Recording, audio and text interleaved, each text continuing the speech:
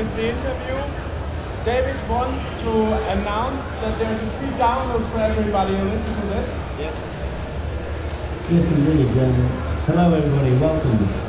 I want to start this afternoon with a present. You know, you never get something for free these days. Well, now you do. Everybody who's listening to this or watching this, if you go to my website, which is downtimepublishing.com, I'll repeat that again, downtimepublishing.com, you can get a free download of this music CD. This is live music with real instruments and real voices. It's not computer generated, although I must say that in the heart of our studio was an Amiga 4000. This was originally produced in my studio in 1995. It is a celebration in music of 10 years of the Amiga. Obviously, I sold out of those, and when I've just released my book, everybody asked to have this re-release, which I've since done, and I've now completely sold out of these as well. So I've now decided to give everybody the chance to download and have a listen to the music. I think you'll enjoy it, and hey, it's free anyway, so please do downtimepublishing.com, and you'll see on there a free download. This is called Everybody's Girlfriend, because of course Amiga is Spanish for girlfriend, and anyway, I hope you enjoy it. Thanks very much. Right. So let's introduce David Pleasance. He is known for having worked at Commodore, especially his last position as Commodore UK CEO before Commodore bankrupt, but he had a lot of positions before. For example, he did marketing, and he was known to, invent the strategy of packaging computers like the Commodore 64 and Amiga with games. So people, or I would say players, were more interested in getting the computer because they could get a free cool game. I think one of the examples would be Batman. So maybe you tell us about that. Yes, it's an interesting strategy that I decided that trying to sell computers, which after all are only a piece of plastic with some keys on them, was never going to be very exciting in terms of how to market it. So I came up with a strategy that we won't sell computers, we will sell dreams. The idea being that the packaging we use is featuring all of the games and all of the productivity software and showing you what the product can do for you, not what the product is, because it's very difficult to get people excited about plastic and keys. So the first thing that we did is I sat down with my team and we looked at what was coming in the way of what was likely to be outstanding software, and the guys from Ocean Software had just come back from Hollywood. They just paid a $1 million license fee just to use the name Batman movie. So I went to these guys, the co-managing directors with Ocean, and I said, gentlemen, I want to make a proposition to you that you either have the guts and the balls to go with, or you'll send for the men in the white coats to take me away for a long time.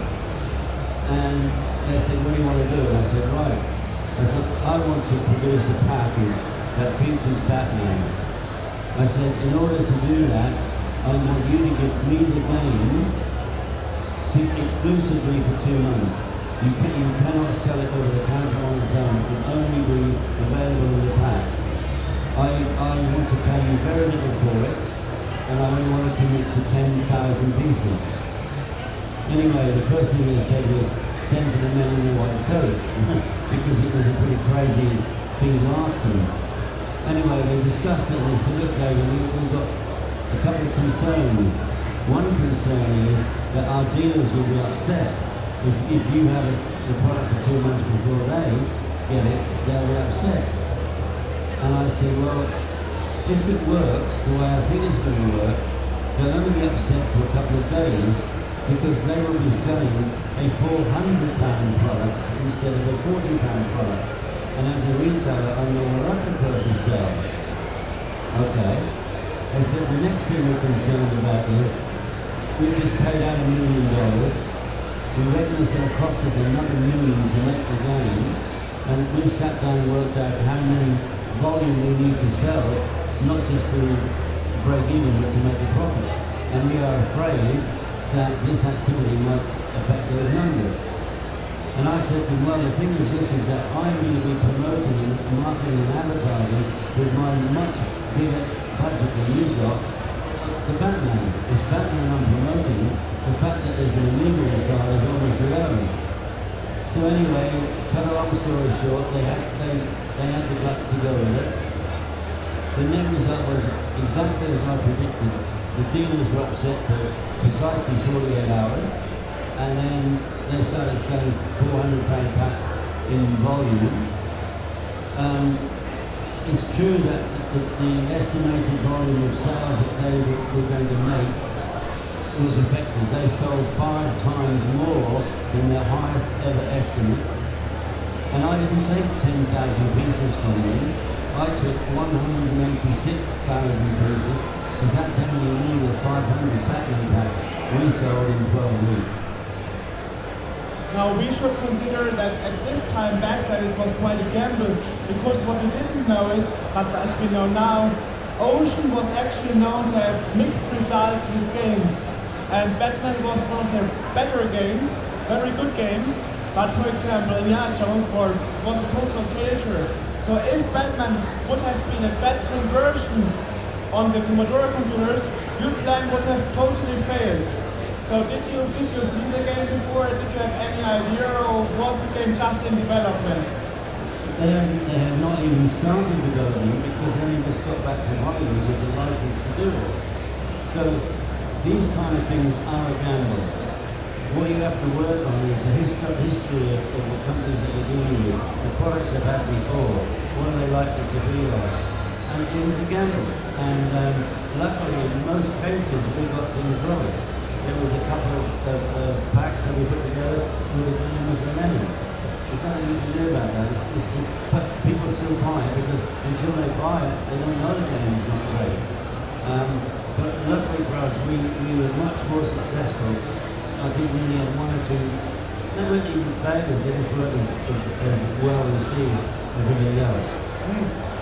We have to say that it was actually Brian Beckner, a Canadian historian, that started 2005 with the book Commodore, a Company on the Edge, that started a craze of Commodore-related history books, and now you did your own Commodore The Inside Story.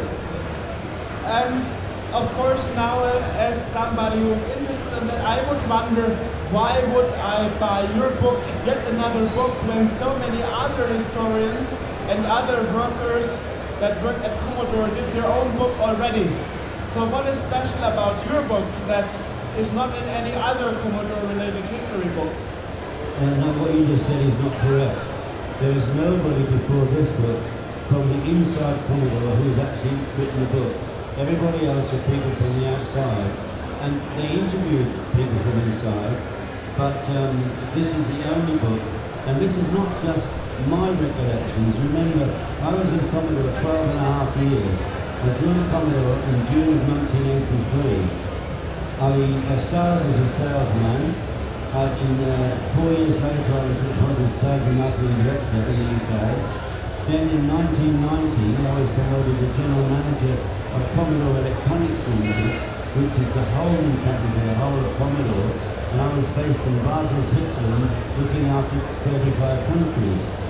And then in 1992, I went to Commodore Inc. in the US as a vice president of their sales company, and then eventually came back to the UK as managing director. So my stories have 12 and a half years of longevity, and I was very close to all of the senior people, Irving Guild, Mediali, and people in between.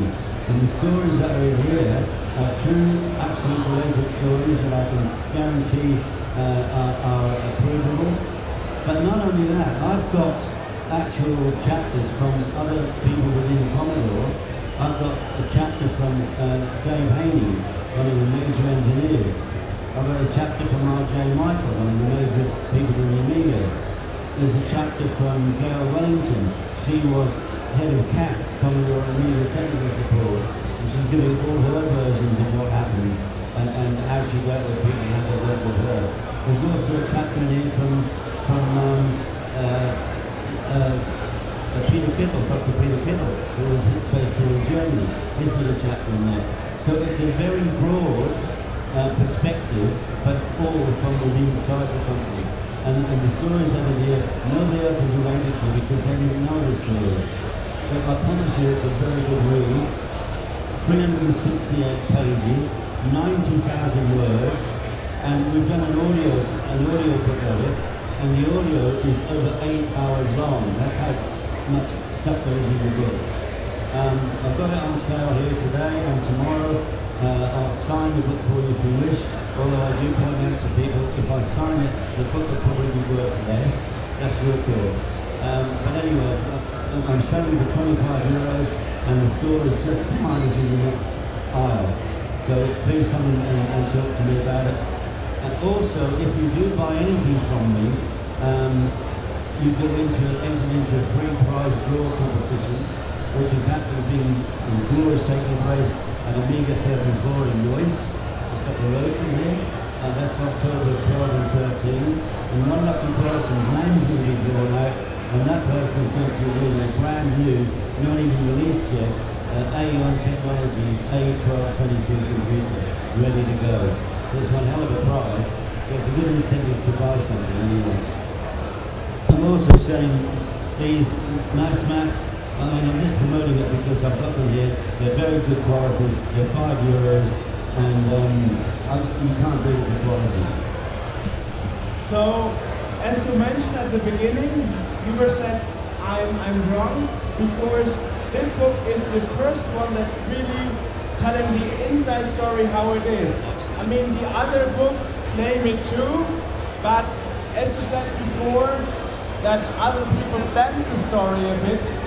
And you told me in earlier interviews, you are the only one telling the truth and only the truth, even if it's not what people would like to hear.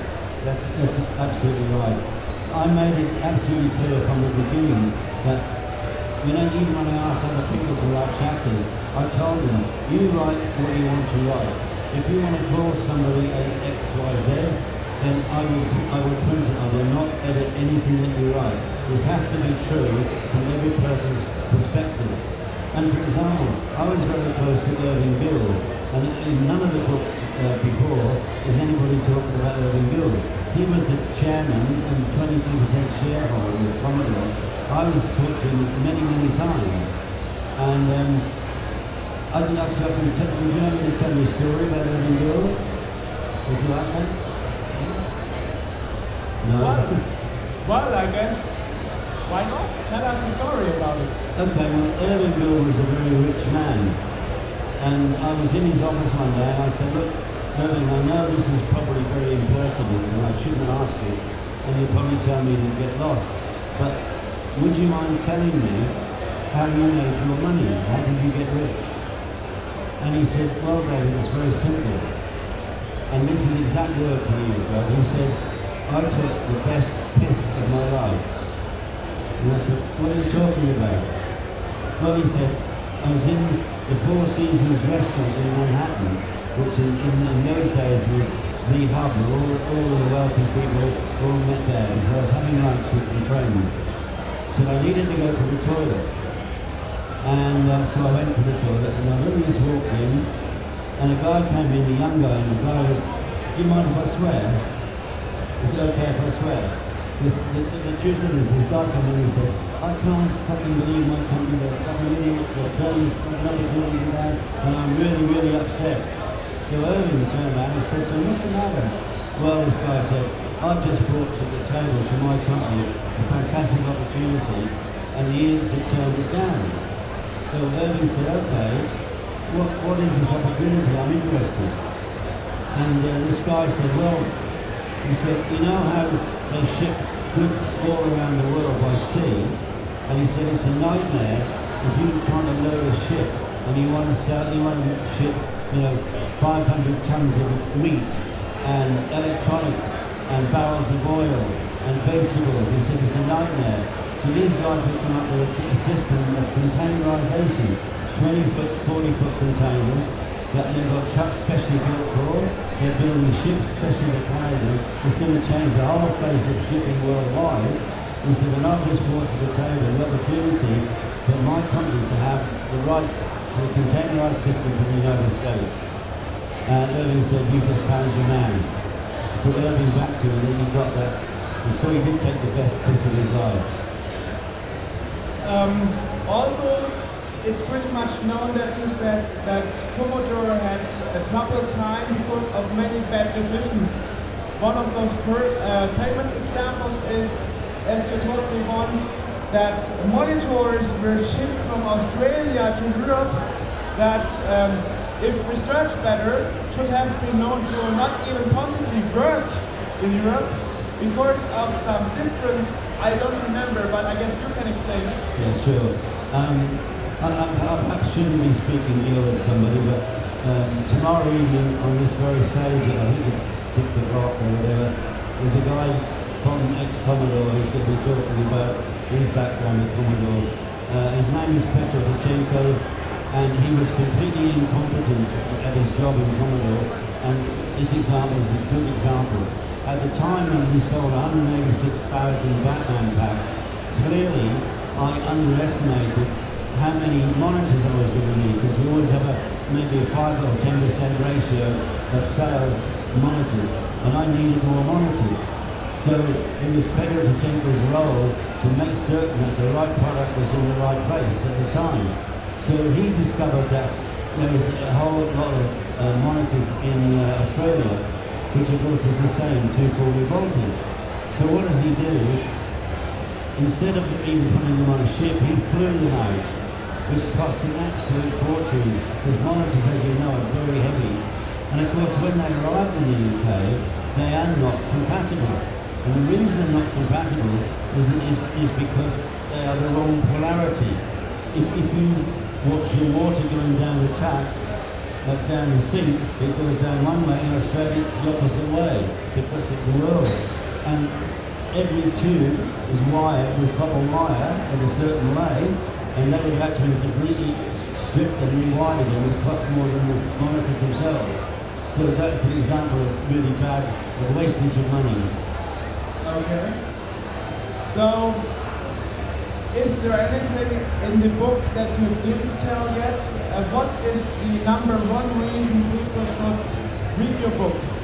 What's the best story in it? Maybe a little teaser, don't tell the whole story. Well, yeah, I mean, there's a number of stories. Like, for example, well, let me just state before I give you an example. I found out very, very quickly. I joined Commodore in June of '83, and within 2 months I knew that Commodore as a company did not have a business plan of any kind, which is hard to believe, but I swear to you it's the truth. And the reason I know that is I was recruited specifically to sell Commodore pets into a new market, into the retail market. And I was there 2 months, 2.5 months, when I found out they were never going to have enough product to open a new channel. So I was recruited to do a job that wasn't going to exist. That's an example of not having a business plan. The other reason why Commodore was inevitably going to go bankrupt was that they had all of these subsidiaries all operating around the world, and they had no independent auditing. So therefore, every general manager, every managing director could lie about what they were doing, the turnover, the amount of money they got. And because it was never checked, that suddenly there's masses of losses that they didn't even know about. But I think perhaps one of the best stories in the book is the story about the Amiga 300, the Amiga 600.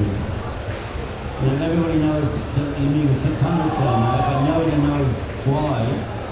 And the truth of the matter is, it should never have been released. But what was planned was an Amiga 300, and that was an instigation for me to fill the gap from selling the Commodore 64, because the 64 had a price point that a certain socio-economic group could afford. They couldn't afford £400, but they could afford £200. The 64 ended, people didn't want to buy it anymore. So I came up with an idea to launch a product at a slightly higher price point than the 64, but an entry-level Amiga that people could add on to as they could afford it. It made perfect logical sense to do that. But instead, they released the 600, and you read all about it, and it's like absolutely mind-boggling what they did. Okay, so before we close this interview, I guess most people are interested. What's your perspective on the reason why Commodore went bankrupt?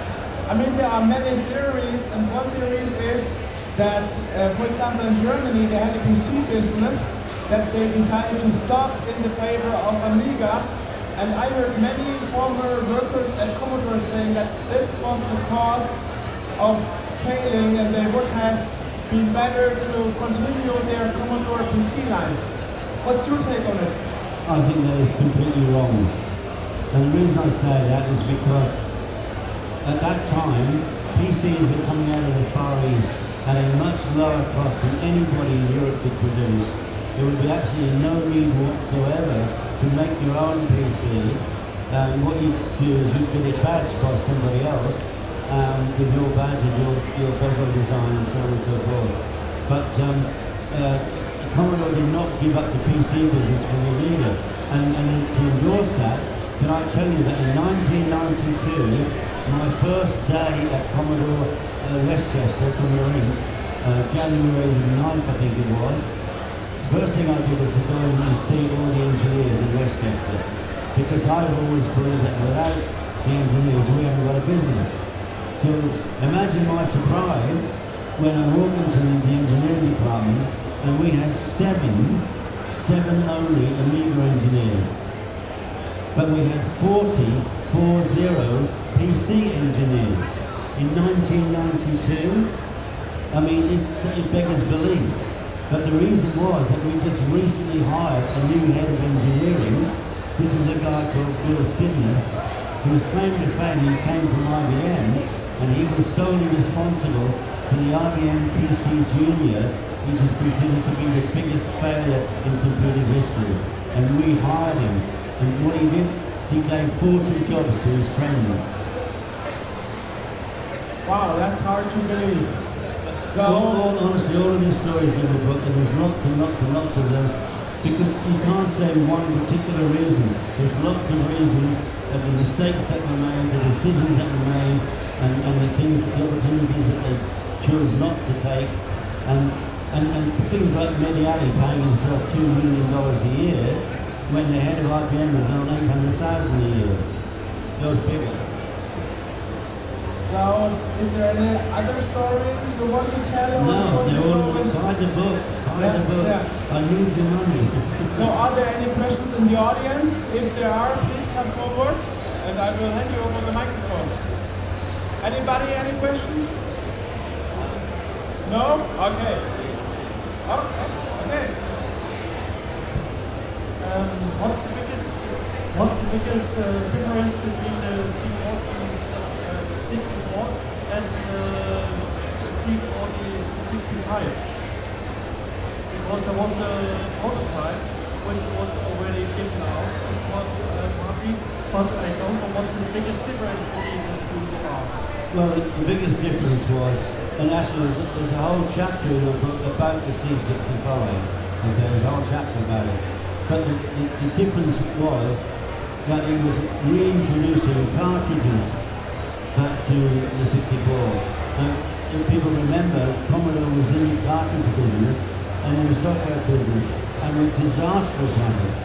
When we closed the Commodore Core Room, which was a massive plant that we built, especially for assembly, warehousing, I had to sell all the inventory, and there were hundreds and hundreds of thousands of products that Commodore had back that didn't sell.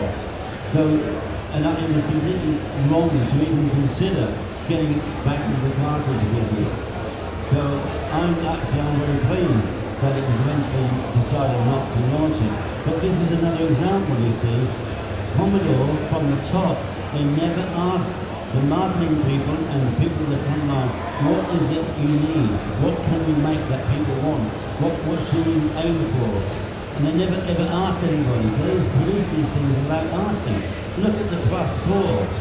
I mean, what a dog of a product was that? Nobody in any sane mind can justify producing that product, which I sold all the world's inventory, I swear to my life, and we sold it at a retail price of £99, which is like 25% of its cost to make, and that had to have 10 games in it to make it sell. And the only reason I sold that many is because the guy who bought them all from me never asked me if it was compatible with the 64. But luckily he didn't ask me, so I didn't tell him. If he'd have asked me, of course I would have told him. But anyway, they didn't care. They bought them all and they sold them all out. But I mean, what I'm trying to say to you is that if you don't have a business plan and you go from one ridiculous situation, stumble into another crisis because you've never had a plan, this is what you end up with. They were doomed to fail, and not needlessly so. It's interesting because there's only one use the expansion port ever was used by a user, and that was floppy speakers because the drive was so slow. So the only cartridge that was ever plugged in a Commodore 64 was either a final cartridge or an action replay. Or in the professional business would be Scantronic desktop publishing. And people never used it for anything else. So I wonder, did they not do any research and figure out that reintroducing the cartridges would have been in vain? No, you see, you've got to remember that when Jack Tramiel left, Jack Tramiel was the driving force behind Commodore. I joined in June of '83, and I think it was March of '84 that he left. And again, the real reason he left is in the book, I absolutely guarantee it. Leonard Tramiel gives a different story, but I know the real reason it's in the book. But the fact of the matter is that Irving Gould, who knew nothing about the business, he was just a money man, he got different people in. He got people in he got a vice president from Pepsi-Cola came in, knew nothing whatsoever about computers, and never asked anybody. He never went round to all of our subsidiaries and said, what's happening in your market? What do you need? How can we help? How can we make things better? Which is the normal thing that you do in any business environment. They never did. So they just came one after another, until we got the fateful day when we got Mediona came in. That is for sharing your stories. So everybody, if you want to hear more, Read the book. Buy the book. Read the book. Buy the book. David is actually here with a booth right there, and there you can buy the book. Very next aisle behind us. Yeah. There you can buy the book, talk to David, ask him questions all day, today and tomorrow, right? Yeah, all day, yeah. And even get your book signed. Indeed. To increase the value. Who knows, maybe in 10 years you can sell it for $600 or something. Never know. Yeah. So thanks a lot, David. Well, thank you very much for being a great audience. I appreciate it. So you're welcome to come and ask me any questions, and I'll try not to lie. Thank you.